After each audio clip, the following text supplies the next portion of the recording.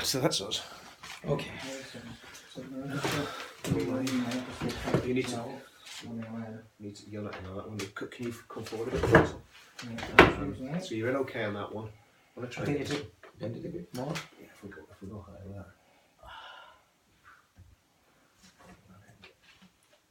Do you want my iPad to me? Yeah. Have you got a sound for it? Yes, I do. Oh, great. Yeah. We'll put it two. That's a lot better, isn't it? So we can adjust that easy. Okay. So that's we need that. Is that what we need? That's all right. I think that's better. We need to get Sherman on that one. I'm tilting a bit more. That's it. So More. Yeah. This should do it. live on that. And You're okay there, Clifford? Yep, that's us. yeah, we're good to go. Yeah, we're good to go. One sec. Let me silence it. Hold on. Okay. All good to go.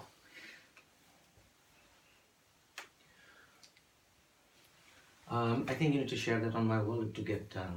Okay, anyway, it's a little bit. We can share later. Yeah, that's right. Well, we're here again with Mufassal Islam, and tonight we're going to talk about really fascism within the Islamic community in the UK and the roots of that fascism, particularly in terms of people that came to the UK from specifically Bangladesh. I mean, I was reading up at the weekend and I came across some very disturbing information about one of the founders or co-founders of the Muslim Council of Britain. We'll not name the gentleman.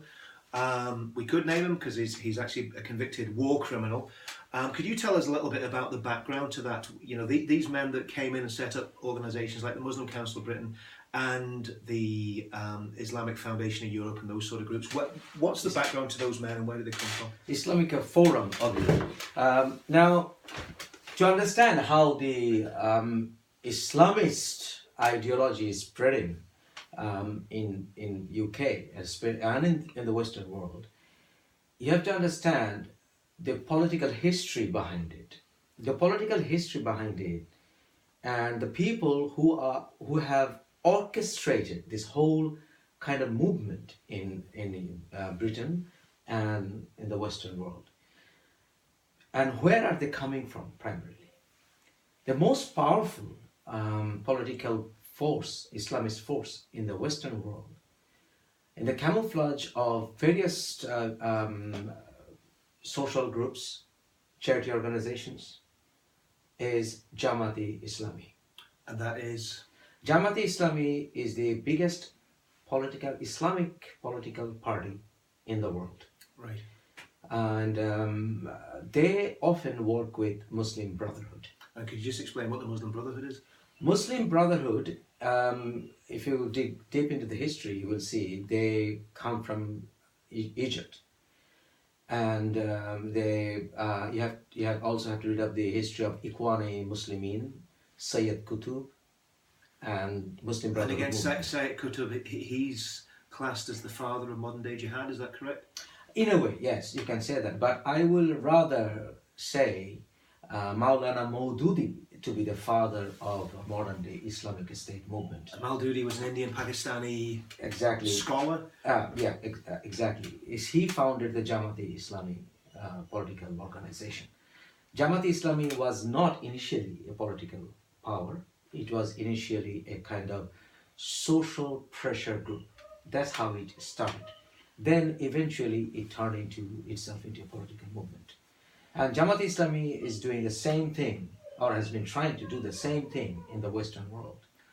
And to understand what Jamaat-e-Islami stands for and how it all started, you have to read of the history, the biography of its founder, Maulana Maududi, his connection with Saudi Arabia, and patronage by the Saudi regime in the early 1960s, the founding of Islamic Development Bank, Rabit al-Islam. And what's the goal of the Islamic Development Bank? What's that really set up for? Well, I will tell you this: the Islamic Development Bank has many Jamaat-e-Islami activists, or their children working there at the top level.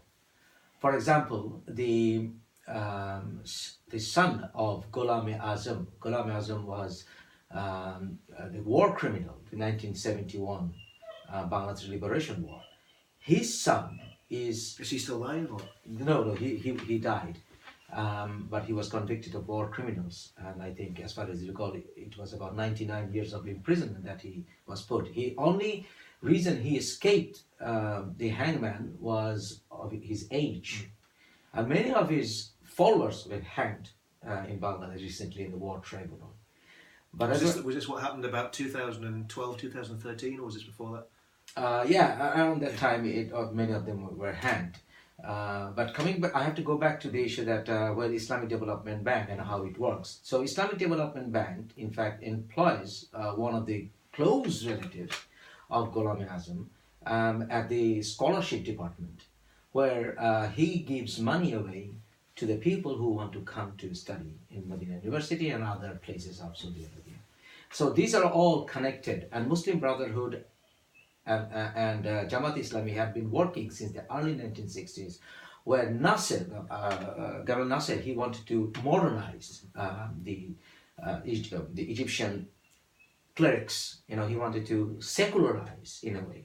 So that, in response to that, Saudi Arabia, in fact, founded the Medina University in response to Al-Azhar. So they were basically that was a reaction to Nasser coming in and really trying to secularize. Yes. And he was more into Arab culture than he was into Islam. Then he was even mocking the hijab. Yeah. He was even mocking the hijab. So Maulana Maududi, in fact, led the Saudi Arabians into understanding how jihad is possible, how caliphate can be brought into the Western world, or in the world. What was the famous saying that Maududi said in one of his books about the goal, the eventual goal of Islam for Caliphate. Yeah, Caliphate. Because if you read the letter that he wrote to the awarding body of King Faisal Award, which he was awarded in 1979, there he in fact talked about the caliphate.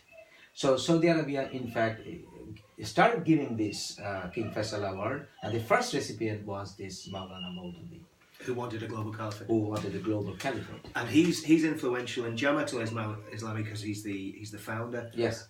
Muslim Brotherhood, does he? Yes, immense influence, because Syed Qutb, they were all immensely influenced by. So Qutb was influenced by Maududi, or the other way around, right?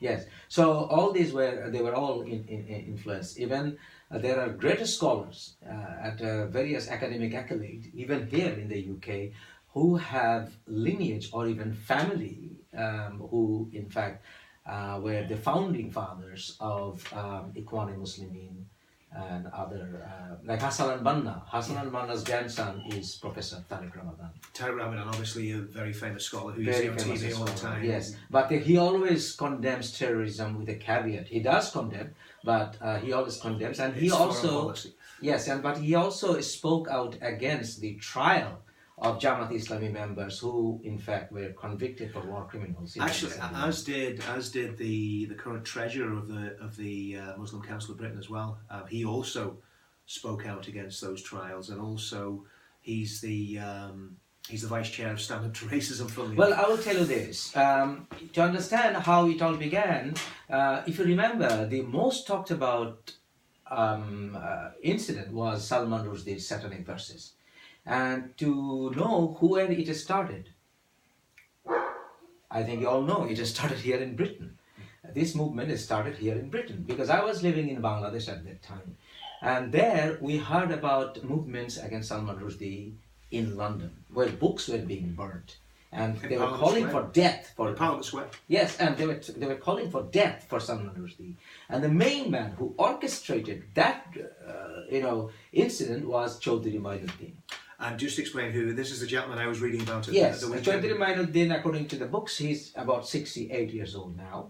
Chaudhry Mainuddin is wanted for at least 18 murders in Bangladesh. He's convicted in absentia. He's convicted, yes, and he should go back to Bangladesh. And we have this legal loophole where Bangladesh government needs to guarantee that he will not be facing the hangman. But nevertheless, if anybody deserves to be hanged, although I'm against death penalty now because that's the law is in this country. But if anybody deserves to be hanged in any law, it should be him. And he murdered 18 intellectuals in Yes, 1971? 18, he's wanted for 18, and these are all well documented in international newspapers, even in America, soon after the Liberation War. So he was a member of Al Badr, and he was definitely he is definitely a man. Just explain for the English viewers what Al Badr is. Well, Al Badr were the paramilitary forces who were working along with Pakistani forces, who carried out genocide against the intellectuals of Bangladesh, massacred intellectuals of Bangladesh. These are all well documented by international news agencies like So AP. could we say that Al Badr was pretty much the paramilitary wing of Jamaat al-Islami? Would that be a fair comment? Yes, of course. Yeah. Of course. So like you have Sinn Féin and the IRA, and in this country you had Al Badr and Jamaat al-Islami. Well, Jamaat-e-Islami, as I said, Jamaat-e-Islami has the wing of Jamaat-e-Islami wing is obviously Al Badr. There's no question about that. Although many of the Jamaat-e-Islamis might not agree or try to disagree, but they will never be able to put that in a debate. But coming back to the issue of Chaudhry Moinuddin and others, many others, came to this country 1988, led the satanic verses incident, and then went on to found the organizations like Islamic Forum of Europe. So Islamic Forum of Europe, as far as my memory goes, was set up in 1988. And Islamic Forum of Europe controls about 400 to 500 mosques here in Britain alone. And they have wings all over the world. And Islamic Forum of Europe and the founding members were behind organizations like Muslim Council of Britain. And Dr. Bari, the ex-president of the Muslim Council of Britain, he cannot just simply deny that he has no connections with Islamic Forum of Europe. In fact, Islamic Forum of Europe were mainly supported by Jamaat Islami activists. So would it be fair to say that the Muslim Council of Britain was set up and run for a considerable period of time by Jamaat and also by Muslim Brotherhood? Yes, and now the vice president, I think, is a person who, in fact, is connected with Cordoba Foundation, and Cordoba Foundation is wanted. Cordoba Foundation has links with terrorist organizations like Hamas, and so I have questions. Is Tariq Ramadan involved in Cordoba Foundation? Not that I know. I'm not sure. I don't think so. But I don't think Tariq Ramadan is directly involved in any political parties, as far as I know. But Cordoba is linked to Hamas. Yes. There are many platforms who will say that they are connected with Hamas, and also needless to say that this Islamic Forum of Europe has various wings. Islamic Forum of Europe has wings where youth Muslim organizations are involved. Muslimat, a female organization, is involved. So different organizations, and they are also very much involved with Unite Against Fascism. Yes. Yeah, Unite Against Fascism. I mean, it seems that the vice chair of Unite Against Fascism, a guy called Azid Ali, has extremely litigious man that likes to sue people at the drop of a hat if they say unpleasant things about him. But he has said some rather strange things down through the years, implying that it's British soldiers are fair game to be attacked in Iraq and Afghanistan, praising Al Qaeda members. The fellow Al-Awlaki that was killed in Yemen, and in fact Andrew Gilligan, the journalist. Expo Islam, I think, or something like that, an organization which in fact invited Al-Awlaki, and they are also connected with these Jamaat Islami oriented organizations. Yes. Yeah. So there seems to be a big connection between all these groups. But the interesting thing is, so Unite Against Fascism have someone who's been called by reputable journalists and by the press in the UK an Islamic fascist. So now I don't know if he's still vice chair, but he was vice chair of Unite Against Fascism, and the media in the UK have said that he's basically an Islamic fascist. There's a bit of irony in that, isn't there, Mufassal? Because obviously these are the guys that stand up with placards when we have demos against Islamic terrorism and call us fascists. It's interesting. What it does, the Jamaat-e-Islami movement and their similar kind of organization